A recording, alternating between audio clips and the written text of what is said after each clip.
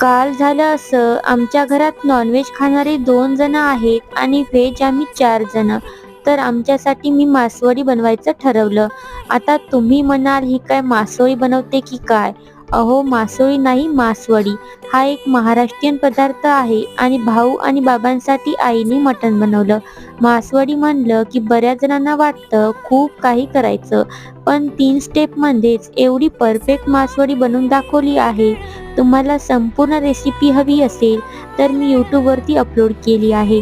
तिथे जे त्रिकोण दिसते त्यावर क्लिक करून नक्की पहा. आता इंस्टाग्रामवर काय त्रिकोण वगैरे काही नाही, त्यामुळे मी लिंक कमेंटमध्ये पिन केली आहे.